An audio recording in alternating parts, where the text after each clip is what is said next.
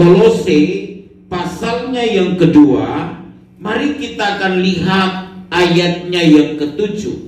Ini satu ayat saja, karena itu kita akan membacanya bersama-sama. Kolose pasal 2 ayatnya yang ke-7. Bapak Ibu siap untuk dengarkan firman Tuhan? Amin. Kita akan baca bersama-sama. 3, 2, 1. Hendaklah kamu berakar di dalam Dia dan dibangun di atas Dia. Hendaklah kamu bertambah teguh dalam iman yang telah diajarkan kepadamu, dan hendaklah hatimu melimpah dengan syukur.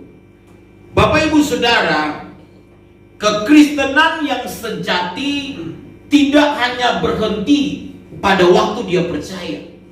Kekristenan yang sejati tidak hanya berhenti pada waktu dia menjadi Kristen semata-matanya, dan tidak bangga hanya karena di KTP-nya tertulis Kristen. Tetapi kekristenan yang sejati adalah orang-orang yang percaya kepada Yesus, namun juga mereka bertumbuh di dalam Tuhan. Karena itu kehidupan Kristen harus bertumbuh. Bertumbuh adalah sebuah keharusan. Kalau saya dan saudara menjadi orang Kristen, kita tidak bertumbuh, pasti ada yang salah dalam kehidupan kekristenan kita. Bagaimana kita bisa melihat orang itu bertumbuh? Bagaimana kita bisa tahu bahwa iman orang itu bertumbuh? Saudara-saudara, orang Kristen yang bertumbuh dalam hidup mereka pasti mengalami perubahan. Amin. Kalau misalnya dia dulu pemarah, maka sekarang ketika dia menjadi orang percaya, dia menjadi anak Tuhan, dia nggak gampang marah. Kalau dia dulu sering pergi ke klub malam, dia sering ngedrugs, dia sering dugem, istilah-istilah seperti itu ya. Dia sering ngobat, ya bukan minum Panadol, bukan. Dia narkoba, misalnya begitu ya. Sekarang setelah dia menjadi Kristen, dia percaya, dia tinggalkan itu semua. Dia bertumbuh dalam pengenalan yang benar akan Tuhan. Kalau dulu dia masih muda, ganteng, cantik, kalau pacaran buka cabang di mana-mana. Sekarang setelah dia berada di dalam Tuhan, dia tinggalkan itu semua. Dia tidak lagi berada di dalam kegelapan, di mana iblis mengikat dan menguasai dia sedemikian rupa.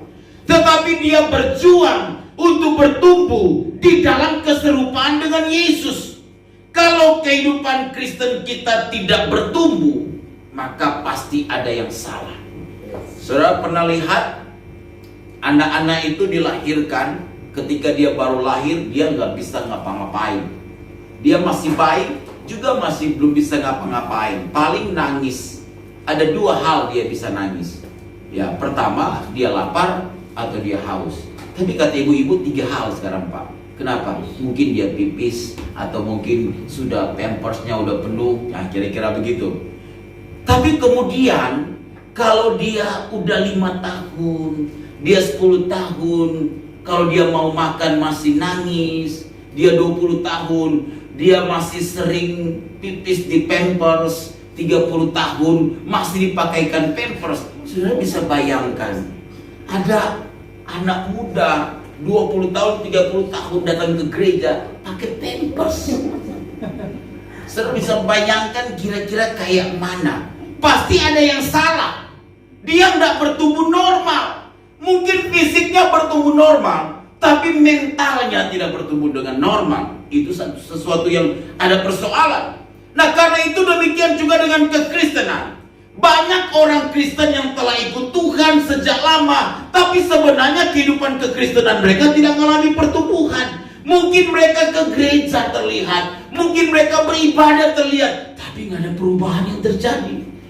Mungkin mereka beribadah dengan sungguh-sungguh terlihat dari luar, tetapi mungkin tidak ada sesuatu yang terjadi dalam hidup mereka. Bapak Ibu Saudara dikasih oleh Tuhan, kata Alkitab, saya dan Bapak Ibu Saudara harus bertumbuh semakin hari semakin seperti Yesus. Nah, karena itu Paulus mengingatkan jemaat yang ada di Kolose, ada 4 hal yang Alkitab ajarkan di dalam ayatnya yang ke-7 dari Kolose pasalnya yang kedua ini, bahwa kehidupan kekristenan yang sejati dapat terlihat dari 4 hal ini. Yang pertama, seorang Kristen yang sejati adalah seorang yang berakar di dalam Kristus. Saudara-saudara lihat ayat yang ke-7, bagian pertama berkata begini, hendaklah kamu berakar di dalam Dia. Bapak Ibu Saudara, pohon atau tanaman apapun tidak akan bisa bertahan kalau dia tidak punya akar. Ataupun kalau dia tidak berakar dengan kuat, itu tidak bisa bertahan. Saudara bisa lihat antara pohon kelapa dan pohon beringin itu beda. Saudara pernah lihat nggak pohon kelapa ketika angin ribut datang rata-rata tumbang? Tapi saudara pernah lihat pohon beringin kokoh berdiri. Kenapa? Karena akar dari pohon beringin itu betul-betul menjalar ke dalam, kemudian dia merambat kemana-mana sehingga pohon itu kuat. Tapi kalau saudara perhatikan pohon kelapa, akarnya itu hanya di bagian situ saja. Akar serabut kita sebut begitu, hanya berada di bagian itu saja. Ketika mengalami badai, dia mudah sekali roboh. Bapak Ibu Saudara, kita perlu menjadi orang Kristen yang berakar di dalam Tuhan. Amin, saudara. Saudara bisa lihat beginilah, ada orang-orang yang dari kecil Kristen, namanya Matius, Markus, Lukas, Yohanes. Pernah lihat yang begitu? Tapi setelah menikah berubah, pindah ke lain hati. Tapi dia dulu guru sekolah minggu. Sudah pernah lihat ada orang yang guru sekolah minggu, tetapi ketika dia mengalami godaan, mengalami cobaan, pindah loh saudara ke lain hati. Saudara tahu itu kenapa? Karena nggak cukup berakar di dalam Tuhan, nggak cukup berakar di dalam Tuhan. Saudara-saudara, kalau kita berakar di dalam Tuhan, kita bisa menghadapi badai apapun. Kita bisa melewati bagaimanapun rupa angin ribut yang menerpa kita. Kita bisa melalui semuanya. Mengapa? Karena kita berakar di dalam Tuhan. Mengapa berakar di dalam Kristus itu penting? Karena akar itu akan menentukan kokohnya iman kita, saudara-saudara. Sama seperti pohon yang saya katakan tadi. Saudara, jangan kita jadi orang Kristen yang gampang goyah. Jangan jadi orang Kristen yang karena masalah, iya kan, kecil saja tidak mau ke gereja lagi, tidak mau baca Alkitab, karena kecewa dengan orang lain. Tuhannya yang disalahkan. Karena kecewa dengan keadaan, Tuhannya yang disalahkan. Karena kecewa dengan pacar, Tuhannya yang disalahkan. Karena kecewa dengan orang tua, dengan suami, dengan istri, Tuhan yang disalahkan. Jangan jadi Kristen cemen, saudara-saudara. Orang ngerti maksudnya Kristen cemen? Iya kan? Baperan. Jadi Kristen baperan, cemen. Saudara-saudara, kita jadi orang Kristen harus menjadi orang Kristen yang bertumbuh dewasa di dalam Tuhan. Dan untuk kita bertumbuh dewasa di dalam Tuhan, kita perlu berakar loh di dalam Tuhan. Mari kita berakar. Bagaimana cara kita berakar? Ayo kita setia beribadah. Bagaimana cara kita berakar? Mari kita luangkan waktu kita setiap hari. Kita punya waktu untuk berdoa, kita punya waktu untuk bersaat teduh di dalam Tuhan. Itu akan membuat kita berakar di dalam Tuhan. Bapak Ibu Saudara, kenapa ada banyak orang yang mudah sekali jatuh ke dalam pencobaan, yang gampang sekali bersuka cita, gampang sekali bergembira ketika dia bersekutu, tapi gampang sekali juga hanyut oleh keadaan. Saudara pernah lihat orang-orang yang seperti itu? Saudara, satu ketika Yesus berkata kepada murid-muridnya di Taman Getsemani, berdoalah, aku akan pergi untuk berdoa, kamu tinggal untuk berjaga-jaga. Tapi waktu dia balik, dia lihat murid-muridnya tertidur. Lalu Tuhan berkata begini, berdoalah dan berjaga-jagalah, supaya kamu jangan jatuh ke dalam apa? Pencobaan. Artinya kalau kita tidak berdoa, kita tidak berjaga-jaga dalam hidup ini, kita mudah jatuh dalam pencobaan. Amin, saudara. Saudara bisa lihatlah, kalau saudara mulai jarang berdoa, tensi normal. Iya, tensi normal. Tapi darah naik terus. Benar, saudara? Iya kan? Darah naik terus. Pokoknya, waduh, emosionalnya luar biasa. Saudara perhatikan, kalau saudara mulai tidak bersekutu dengan Tuhan, mulai nggak ada damai. Iya, saudara cari damai kemana-mana, nggak temukan damai. Jangan-jangan saudara sedang jauh dari Tuhan. Jangan-jangan saudara sedang tidak dekat dengan Tuhan. Karena Alkitab berkata hanya dekat Allah saja kita bisa tenang. Karena itu kalau kita berakar di dalam Tuhan, itu kita akan menjadi kokoh dalam iman kita kepada Tuhan. Saudara, kenapa kita perlu berakar? Karena akar itu akan menyerap makanan seperti pohon-pohon atau tumbuhan. Akar itu akan membuat dia menyerap banyak makanan. Bapak Ibu Saudara, demikian juga dengan kehidupan kekristenan kita. Seperti sebuah pohon yang diibaratkan, dia bisa sehat karena dia bisa menyerap makanan dari akarnya. Demikian juga hidup kekristenan kita. Banyak orang Kristen yang sakit secara rohani, yang sakit secara jasmani sih banyak juga, tapi lebih banyak juga yang sakit secara rohani. Walaupun dia orang Kristen, mengapa? Karena nggak cukup berakar di dalam Tuhan. Tidak cukup dia bisa menyerap makanan-makanan rohani yang datang di sekitar dia lewat sebuah persekutuan yang dia ikuti, yang dia jalani. Nggak cukup dia mendapatkan itu. Kenapa? Karena dia juga tidak sungguh-sungguh atau malahan tidak mengikuti dengan baik. Bapak Ibu sudah dikasih oleh Tuhan, orang kalau kurang makan maka akan mudah sakit. Itu sudah pasti. Demikian juga kita dengan orang Kristen. Kalau kita tidak berakar di dalam Kristus, saudara, kita gampang khawatir dalam hidup ini. Benar nggak, saudara? Gampang cemas dalam hidup ini, gampang gelisah. Mengapa? Karena kita nggak cukup berakar di dalam Kristus. Kita nggak punya waktu, nggak punya saat teduh, sehingga kita nggak ngerti firman. Saudara-saudara, Yesus dicobai di padang gurun selama 40 hari. Tapi tahukah saudara, Yesus menjawab semua pencobaan itu dengan ada tertulis. Ada tertulis. Saudara, Yesus saja dia menghadapi pencobaan dari iblis dengan firman. Apalagi saya dan saudara. Itu bisa terjadi kalau kita telah berakar di dalam Kristus. Mari hari-hari ini kita berkomitmen untuk terus berakar di dalam Tuhan. Bagaimana caranya? Saudara harus baca Alkitab setiap hari. Harus punya waktu saat teduh dengan Tuhan. Tidak cukup cuma hari Minggu kita baca Alkitab dan dengar firman. Tidak cukup cuma hari Minggu kita beribadah. Tidak cukup, saudara. Kenapa? Banyak kali masalah dalam hidup ini. Banyak sekali persoalan dalam hidup ini. Kita harus punya waktu untuk terus berakar dalam Dia lewat sebuah persekutuan pribadi kita dengan Tuhan. Kenapa? Kalau kita memiliki persekutuan pribadi dengan Tuhan, maka Dia akan mengubah cara berpikir kita, sehingga kita bisa berpikir semua yang benar, semua yang mulia, semua yang sedap didengar, semua yang disebut kebajikan dan patut dipuji. Itu yang kita pikirkan, sehingga tidak ada lagi kekhawatiran harusnya dalam hidup kita. Yang kedua, saudara-saudara, Alkitab mengajarkan kepada kita bahwa orang Kristen yang sejati adalah orang yang dibangun di atas Kristus.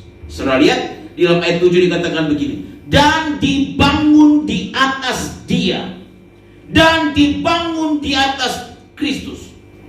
Kristus harus menjadi fondasi iman Kristen kita. Jangan membangun rumah rohani kita hanya atas dasar suatu keyakinan lahiriah semata-mata. Tetapi bangunlah iman Kristen kita dalam fondasi yang benar, yaitu Kristus sebagai fondasi iman Kristen kita. Bapak Ibu Saudara, perjalanan iman Kristen kita ibarat kita sedang membangun rumah. Apa yang kita lakukan di dunia ini setelah kita berada di dalam Yesus, itu semuanya berhubungan dengan kekekalan. Rumah rohani yang kita akan bangun dalam hidup ini. Perbuatan kita memang tidak menyelamatkan. Imanlah yang menyelamatkan. Karena kasih karunia yang telah diberikan Tuhan bagi kita, yang kita responi lewat iman kita. Tetapi perbuatan kita, tindakan kita akan menentukan bertumbuhnya iman kita atau tidak. Jika kita hanya berkata percaya semata-mata, lalu kita berhenti dalam percaya, tidak ada tindakan untuk kita datang kepada Tuhan, tidak ada tindakan untuk kita bersekutu di dalam Tuhan, maka Bapak Ibu Saudara, iman kita tidak akan bertumbuh. Rumah rohani yang kita bangun tidak akan kokoh dalam hidup ini. Bagaimana cara kita membangun rumah rohani kita?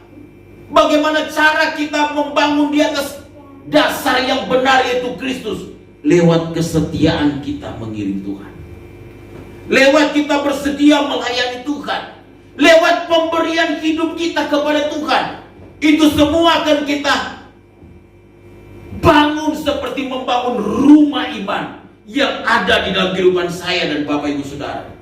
Karena itu penting kita membangun dengan benar.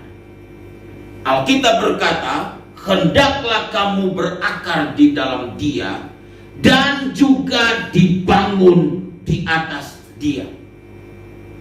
Tuhan berkata begini kepada kita semua, satu ketika nanti akan ada ujian yang akan terjadi. Mari kita baca Alkitab kita dalam 1 Korintus 3 ayat 11 sampai 15. 1 Korintus pasalnya yang ketiga ayat 11 sampai ayatnya yang ke-15. Alkitab berkata kepada kita begini. Karena tidak ada seorang pun yang dapat meletakkan dasar lain daripada dasar yang telah diletakkan, yaitu Yesus Kristus. Entahkah orang membangun di atas dasar ini dengan emas, perak, batu permata, kayu, rumput kering, atau jerami. Sekali kelak pekerjaan masing-masing orang akan nampak, karena hari Tuhan akan menyatakannya. Sebab ia akan nampak dengan api, dan bagaimana pekerjaan masing-masing orang akan diuji oleh apa? Api itu. Jika pekerjaan yang dibangun seseorang tahan uji, kata Alkitab, ia akan apa? Mendapat upah. Jika pekerjaannya terbakar, ia akan menderita kerugian, tetapi ia sendiri akan diselamatkan, tetapi seperti dari dalam api. Nah, saudara-saudara, dasar bangunan memang menentukan kokohnya dari bangunan itu. Kita punya dasar yang sudah benar, yaitu Yesus, untuk kita percaya kepada Tuhan. Tapi sekarang persoalannya adalah kalau kita udah menjadi Kristen, sekarang bagaimana kita membangun di atas dasar yang benar. Dasar yang benar harus kita miliki. Tetapi jangan lupa, kita harus membangun dengan cara yang benar. Saudara-saudara, ada dua jenis bahan bangunan yang dipakai di situ untuk membangun. Ada bahan yang mudah terbakar dan ada bahan yang tidak mudah terbakar. Bahan yang tidak mudah terbakar adalah emas, perak, batu permata. Ada bahan yang mudah terbakar, kayu, rumput kering, dan jerami. Bapak Ibu, begini yang sedang Alkitab katakan. Satu ketika akan ada ujian yang datang dalam hidup kita, dalam iman Kristen kita. Karena itu ujian itu akan seperti api. Apakah itu penderitaan, apakah itu tantangan, apakah itu pencobaan yang Tuhan luaskan yang akan datang dan terjadi di dalam kehidupan kita sekalian, Bapak Ibu Saudara. Nah, perbedaannya begini. Orang yang membangun rumah, ya, dengan bahan yang tidak mudah terbakar, maka semakin api itu datang, maka semakin akan terlihat kemurnian dari bangunan itu. Seperti emas, semakin diuji, maka semakin terlihat dari kemurnian emas itu. Tapi kalau orang membangun rumahnya hanya dengan apa? Jerami, ya, hanya dengan apa? Rumput kering, hanya dengan kayu, maka ketika ujian itu datang yang diibaratkan sebagai api, maka itu akan mudah terbakar. Saudara-saudara bisa melihat ya, orang-orang yang bisa mundur dari Tuhan, orang-orang yang meninggalkan imannya, itu karena dia membangun dengan bahan yang mudah terbakar. Motivasi dia ikut Tuhan salah, hanya ingin diberkati Tuhan. Jadi waktu doanya nggak dijawab, dia undur loh dari Tuhan. Saudara bisa temukan orang yang begitu. Dia datang ke gereja untuk lirik kiri dan lirik kanan semata-mata, semoga menemukan sesuatu yang lebih baik dibanding di luar sana. Tapi waktu dia tidak menemukan itu, atau kalau dia telah menemukan tapi dikecewakan, dia berkata, semua pria di gereja sama saja. Sembarangan. Pria di GSK Yehuda lebih baik. Amin. Lihat Bang Ferry, hambanya Bang Ferry.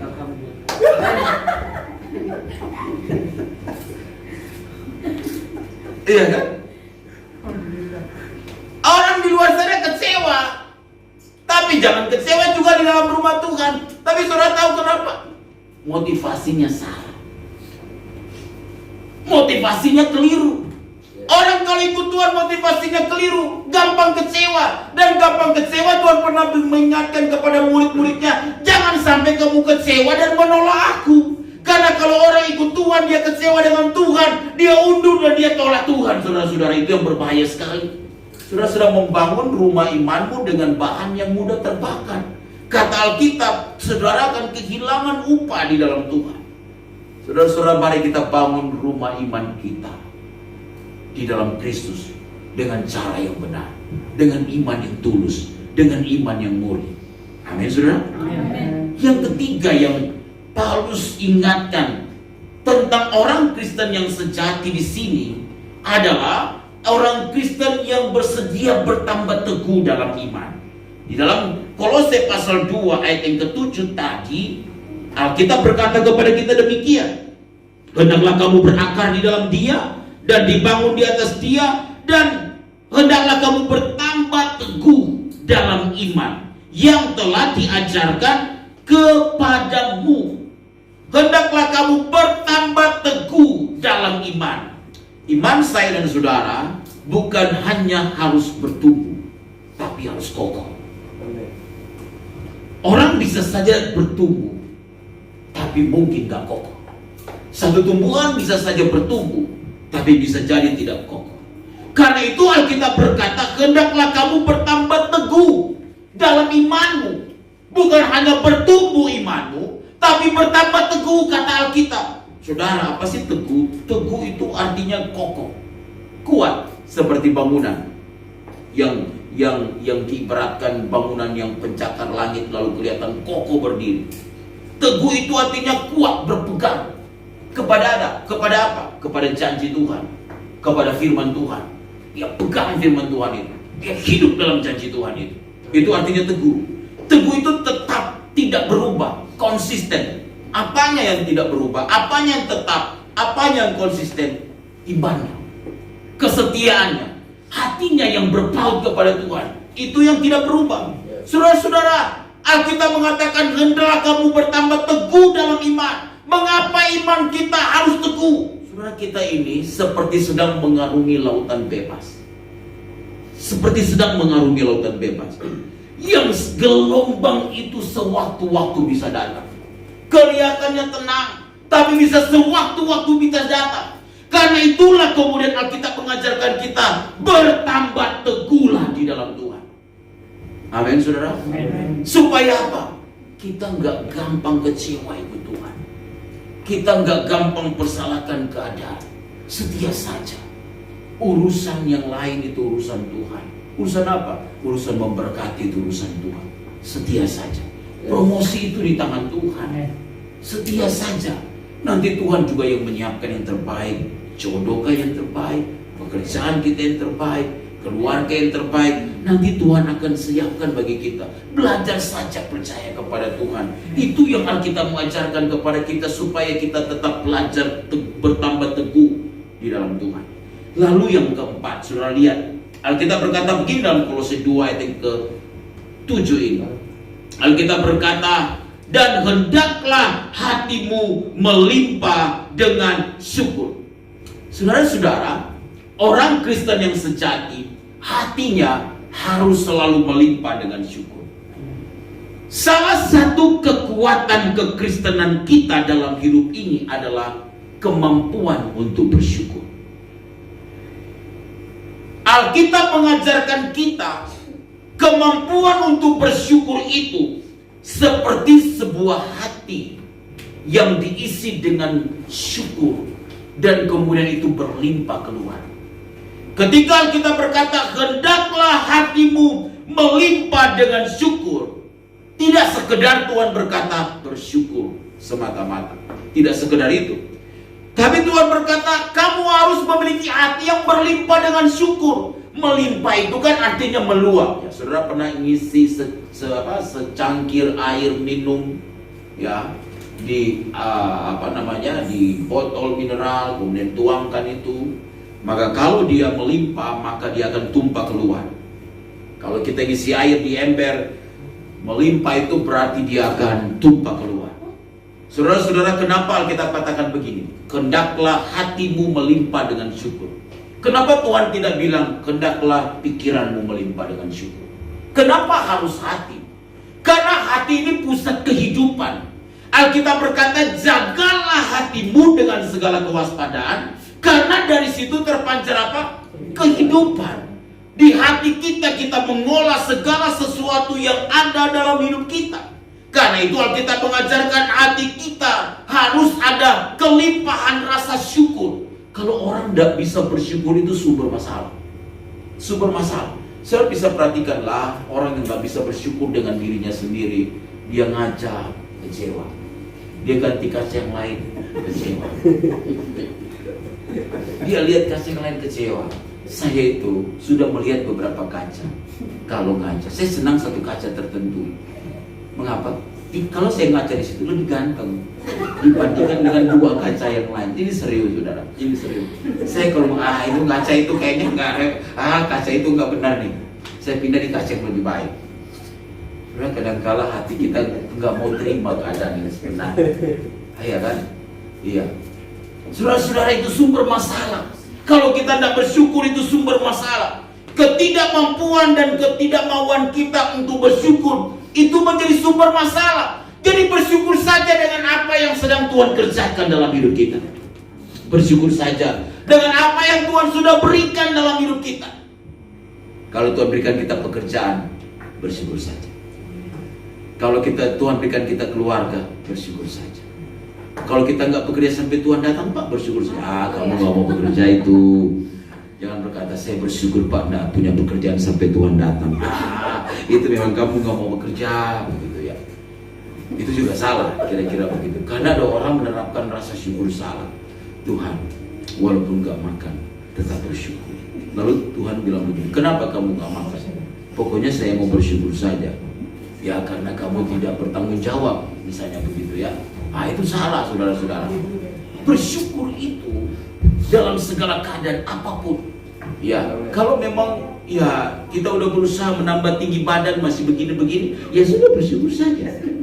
Iya, Tuhan kasih pacar, ya bersyukur. Tuhan nggak kasih pacar, ya bersyukur. Kan jomblo juga keren. Amin. Iya, jangan pikir hanya orang yang punya pacar keren. Jomblo juga keren. Berbagai orang yang jomblo yang mengasihi Tuhan, yang tetap mengasihi Tuhan.